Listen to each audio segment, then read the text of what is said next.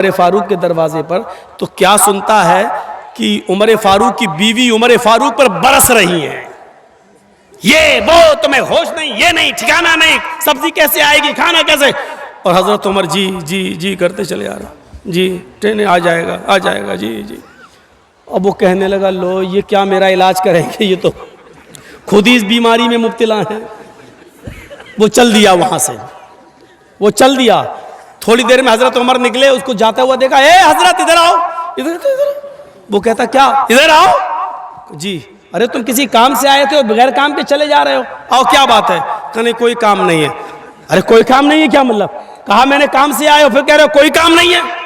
कहा नहीं अमीरुल मोमिनीन, जिस काम से आया था वो आपके बस का नहीं है। क्या मतलब, कहना क्या चाहते हो? कहा अमीरुल मोमिनीन, मैं अपनी बीवी से बहुत परेशान था और हूं और अभी तक हूं, तो मैं आया था कि आपको अपनी बीवी की परेशानियां बताऊं, गिनाऊं तकलीफें कितनी देती है, तो आप हमारे बीवी को डांट देंगे। यहां आया तो देख रहा हूं आप ही की बीवी आपको डांट रही है, आप अपनी बीवी को नहीं समझा पा रहे तो मेरी बीवी को क्या समझा पाएंगे। तो हजरत उमर फारूक ने कहा, बैठो इधर और सुनो। कहा क्या? तुम्हारे घर खाना कौन बनाता है? कहा मेरी बीवी। कहा खाना बनाना उसका हक नहीं है शरीयत में है? बताऊं कि ना बताऊं? अगर कह दूंगा तो डर लग रहा कल से ही आप घर की औरतें कहीं ऐसा ना हो कि चढ़ बैठे। हजरत उमर फारूक ने कहा, यह खाना बनाना औरत का हक नहीं है शरीयत में, नान नफका आपकी जिम्मेदारी है। जब निकाह होता है तो उसमें मेहर मुतय्यन किया जाता है, लिखा जाता है इतना इतना मेहर अलावा नान नफका, यानी पकी हुई रोटी, पका हुआ खाना खिलाना ये आपकी जिम्मेदारी है। लेकिन अल्लाह ने मेरी बीवी के दिलों में इतनी मोहब्बत डाल दी है कि वो घरों में बावर्चन बन जाती है, हमारे लिए खाना बना देती है। अच्छा ये बताओ, तुम्हारे बच्चों की पेशाब और पायखाने को कौन साफ करता है? कहा मेरी बीवी। कहा ये भी उसकी जिम्मेदारी नहीं है, बच्चा आपका है। बेटा बेटी जो है वो बाप का कहलाता है, बच्चा पैदा हो जाने के बाद वो बाप का है। ये बाप की जिम्मेदारी है, पेशाब और पायखाना करे तो साफ करे, लेकिन वो हमारे लिए बेचारी इस लेवल पे आ जाती है, हमारे बच्चों के लिए वो आया बन जाती है और वो उसका पेशाब और पायखाना भी साफ कर देती है। एक एक चीज गिनाते गए, एक एक चीज गिनाते गए। कहा जब ये सारी चीजें हमारी औरतें हमारे लिए और हमारे बच्चों के लिए कर देती हैं, तो क्या हमारा यह हक नहीं है कि उनकी थोड़ी सी डांट सुन लें, उनकी जायज बात भी सुन लें? घर चलाना है तो उनकी थोड़ी बहुत डांट भी सुनो, चले जाओ। और आइंदा ऐसा मत करना। क्या तुमने अल्लाह के रसूल का यह फरमान नहीं सुना कि बीवी औरत जो है वो आदम की पिसली से पैदा हुई है और पिसली टेढ़ी होती है, उसको सीधा करने की कोशिश करोगे तो वो टूट जाएगी लेकिन सीधी नहीं होगी। औरत को सीधा करने की कोशिश करोगे तो तलाक ले लेगी या हो जाएगी, लेकिन वो बिल्कुल सुधरेगी नहीं। इसलिए थोड़ा बहुत उसकी कजी और कभी को तुम्हें बर्दाश्त करना पड़ेगा। जी आप सही कह रहे हैं। बेचारा चला गया।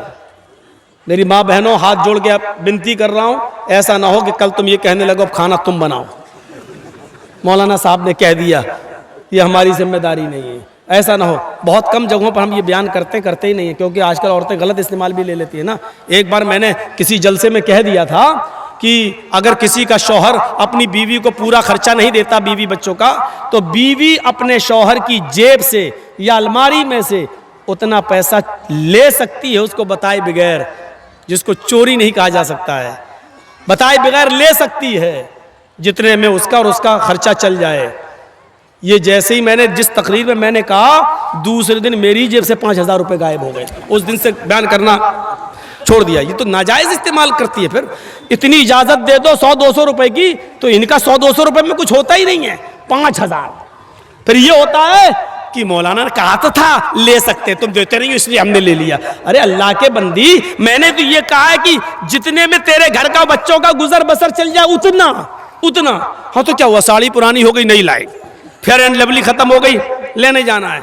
और परफ्यूम भी तो ऐसे ऐसे आ रहे हैं, मेकअप के सामान भी तो ऐसे ऐसे। अब एक मेकअप चला वाटर प्रूफ, हमने तो वाटर प्रूफ शामियाना सुना था, वाटर प्रूफ हमने वो सुनी है, घड़ी सुनी है, लेकिन अब वाटर प्रूफ मेकअप कर लो, क्रीम पाउडर, उसके बाद चाहे कितना नहाइए धोइए वो मेकअप हटने वाला नहीं है। पानी वो वाटर प्रूफ मेकअप भी अब चलने लगे, और ये चलाना पड़ रहा है, क्योंकि बंदरियां भी मेकअप कर लेती थी, और जब उनका चेहरा धुलता था तो आड़ी टेढ़ी की तिरछी निकलती थी, तो उनके बच्चे भी नहीं पहचान पाते थे। इसलिए जरूरत पड़ी ऐसे मेकअप की जो टिका रहे उनके चेहरे पर, इसलिए वो मेकअप बनाना पड़ा। अब वो बेचारी 80 साल की बुढ़ियां भी लगा लेती है, तो ऐसा लगता है कि हाँ ये 25-30 साल की जा रही है, 25-30 साल की। एक सही वाकया है, मैं बतला रहा हूं, भोपाल का सही वाकया है।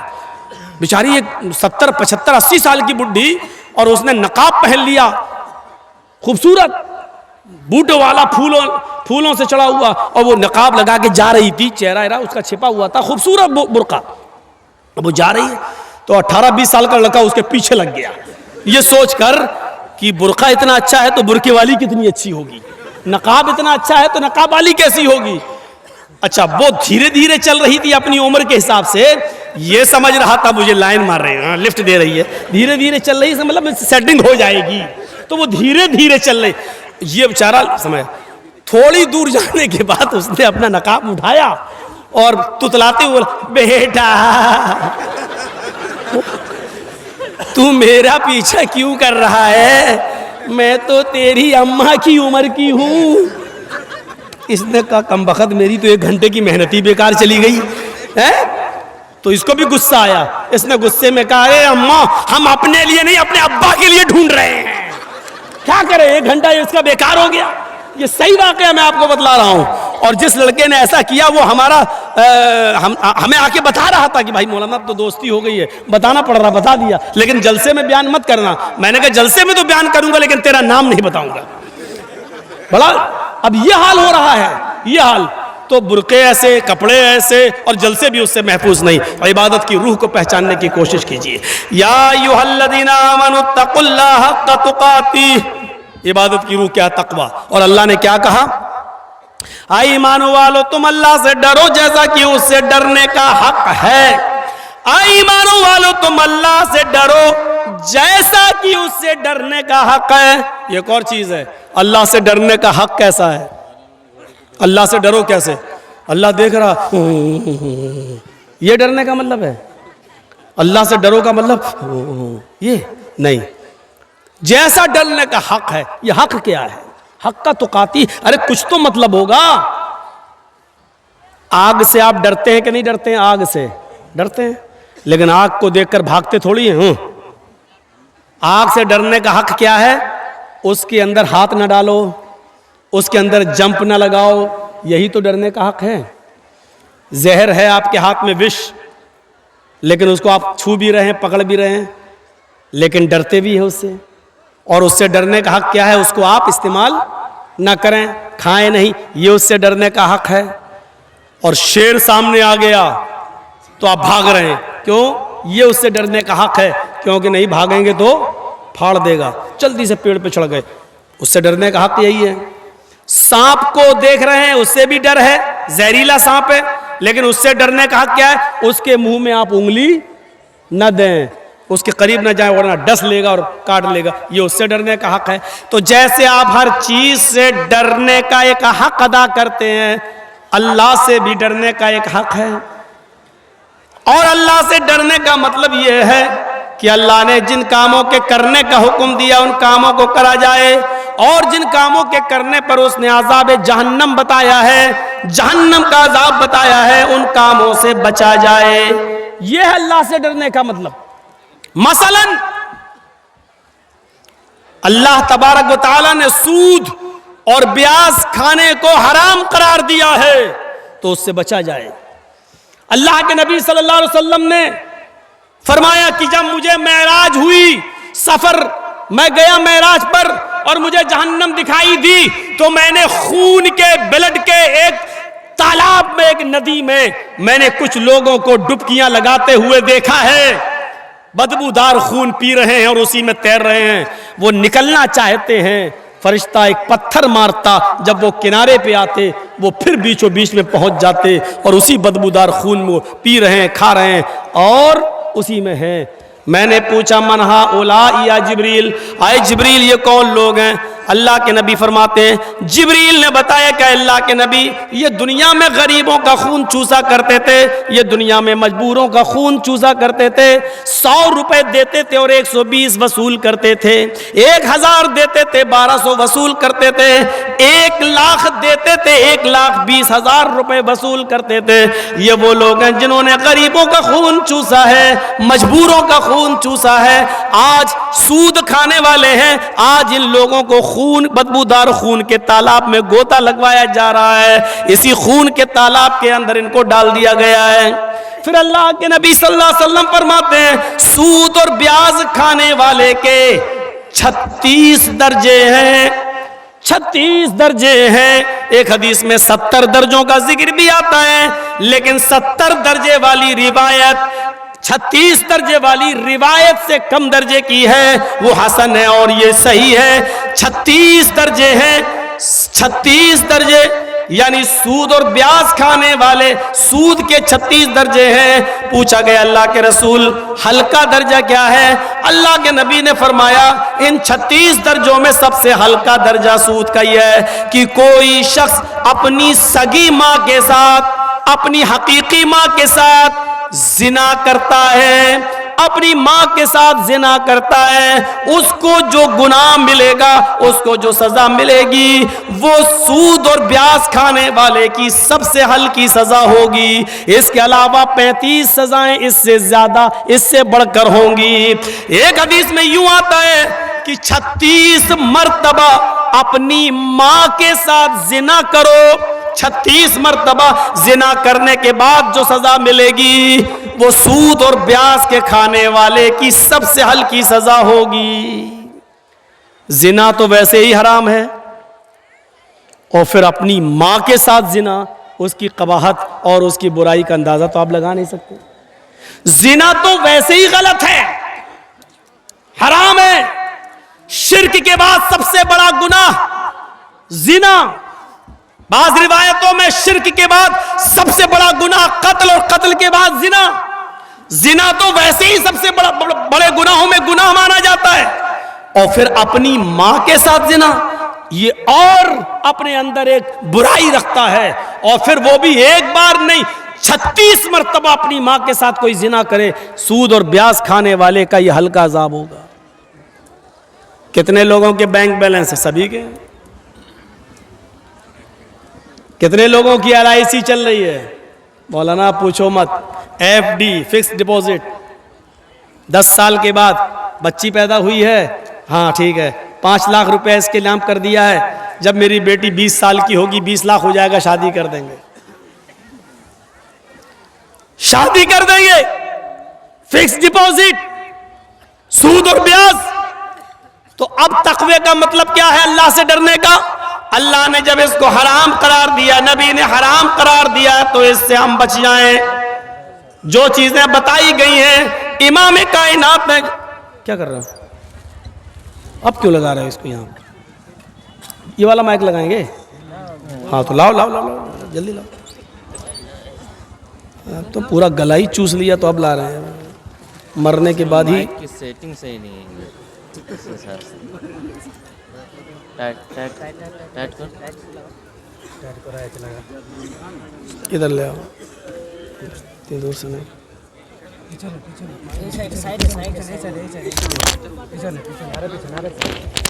बस ठीक है।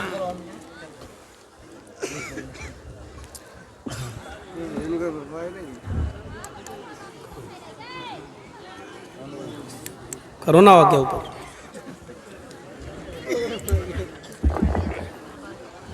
ऑन तो था ही, इसका मतलब पहले से। ठीक है, ठीक सही है ना? हाँ, तो मैं अर्ज ये कर रहा था कि जब अल्लाह ताला ने, नबी अकरम ने उसको हराम करार दे दिया तो उससे बचा जाए, यही तकवे का माना है। एक और चीज़, एक और मिसाल से समझिए।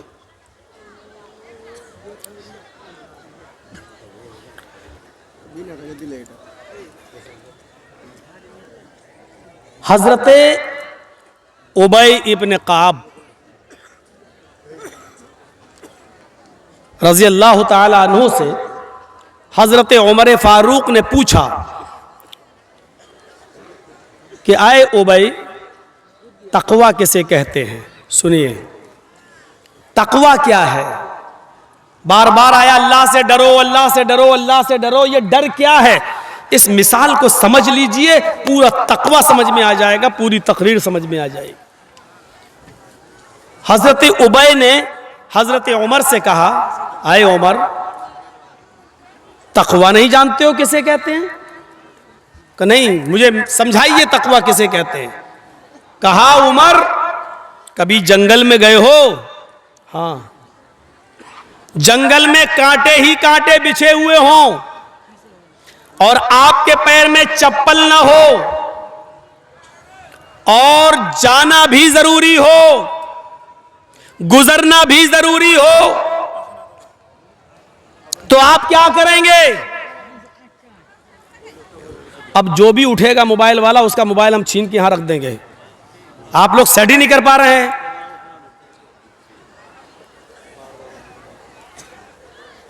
इजाजत देने का मतलब ये थोड़ी होता है कि आप लोग एक तो इतना ऊंचा ऊंचा कर देते हैं कि वहां जो लोग बैठे हुए हैं उनको दिखाई नहीं देता है। आपके तो अकाउंट में पैसा आ रहा है भाई, चल रहा है आपका चैनल। बोल तो दिया यार, आप ही की तो तरफदारी कर रहा हूं, आपका बोलना जरूरी है क्या? हर आदमी अजीब सा है। अल्लाह ताला गरीक़ रहमत फरमाए मौलाना अब्दुल सलाम साहब को, इसी इलाके के थे आसपास के, वही मुझे इस गाजोल में लाए थे सबसे पहले। उन्होंने सबसे पहले इस गाजोल में हमारा प्रोग्राम कराया था खुर्दहील में, और उसके बाद शायद मैं ये अब आ रहा हूँ। अल्लाह रब्बुल आलमीन उनको, उनकी मग़फ़िरत फरमाए और उनको जन्नतुल फिरदौस में आला मकाम अता फरमाए, गरीक़ रहमत फरमाए। सोचो कितने दिनों के बाद आ रहे हैं, फिर आप सुनना भी नहीं चाहते हैं। सुनिए, तो मैं अर्ज ये कर रहा था कि तकवा, जंगल में गए हो, कहां कांटे ही कांटे हो, जाना भी जरूरी हो और चप्पल भी ना हो, क्या करोगे? तो हजरत उमर फारूक ने फरमाया कि मैं उन कांटों से बच बच कर चलूंगा, झाड़ियों को चीरते हुए, कांटोदार झाड़ियों को हटाते हुए कांटों से बच बच कर चलूंगा। कोशिश करूंगा कि कोई कांटा मेरे पैर में चुभ न जाए। हजरत उबई इब्न काब ने कहा, जब कांटे ही कांटे बिछे हुए हैं तो चाहे जितना कांटों से बचो, बहुत ज्यादा बचने के बावजूद एक दो चार कांटे तो पैर में चुभ ही जाएंगे। भाई जब कांटे ही कांटे हैं तो बहुत बचने के बाद भी तो कुछ तो कांटे लग ही जाएंगे, तुम्हारे पैर में चुभेंगे। फरमाया अगर ऐसा हो गया, पैर में 2-4 कांटे चुभ गए और ब्लड खून निकल आया, तो मैं उसकी मरहम पट्टी कर लूंगा, उसका मैं इलाज कर लूंगा, उसमें हम मरहम वगैरह लगा लेंगे। तो भाई इब्न काब ने कहा, उमर, यही तो तकवा है जो आपने मुझे बता दिया है, यही तो तकवा है जो आपने मुझे बता दिया है। कहा मैं समझा नहीं।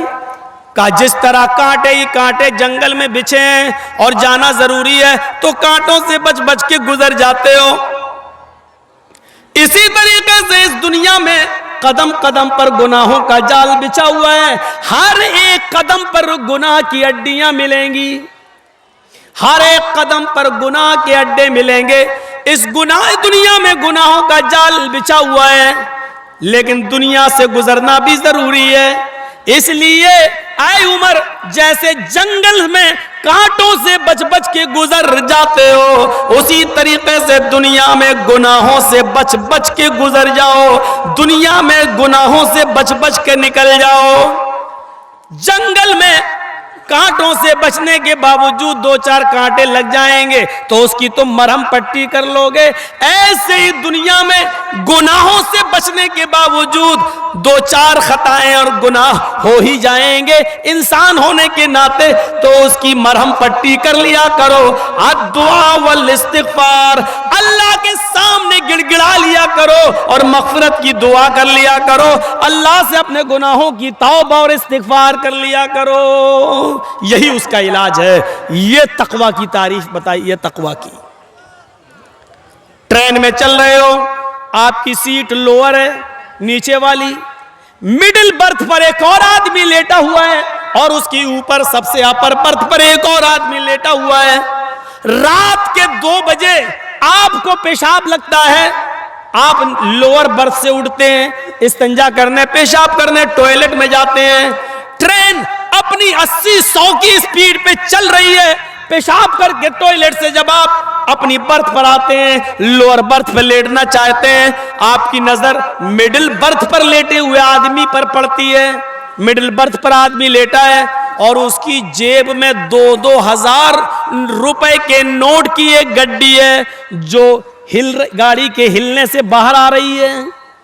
आपने कहा ये तो बड़ा अच्छा मौका है, ये सो रहा है, पूरे ट्रेन की लाइट ऑफ है, गाड़ी चली रही है, सब सो रहे हैं, बस हाथ बढ़ाना और निकालना है और रहना।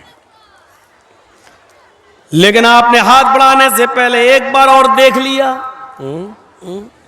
सब सो रहे हैं कि नहीं, कोई देख तो नहीं रहा है। आप बिल्कुल मुतमईन हो गए, सब सो रहे हैं, किसी की नजर नहीं पड़ रही है। अब आपने हाथ बढ़ा दिया डरते हुए, जल्दी निकालो, और जैसे ही नोट की गड्डी खींची, निकाल रहे हैं ऐसे, लेकिन डर की वजह से फिर देख रहे हैं।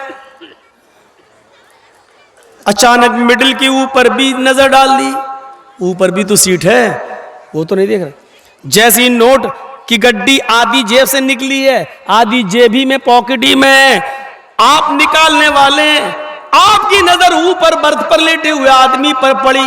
क्या देखते हैं? वो आपकी हरकत को देख रहा है। अब आप क्या करेंगे?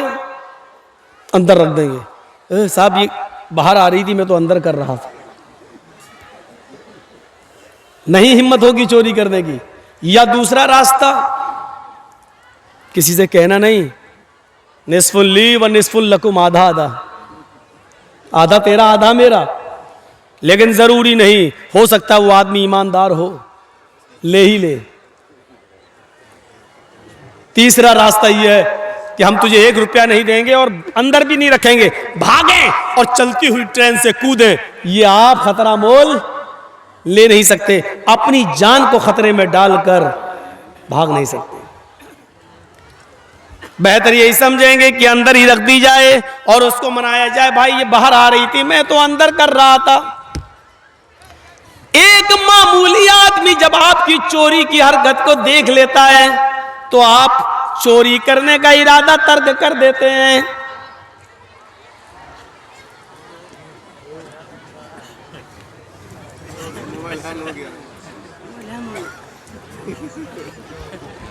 यार अब भाई, अब रजाकार देखें भाई, अब ये हमारे बस से निकल चुका है। अब हम बहुत खतरनाक मिसाल देंगे, हम नहीं चाहते।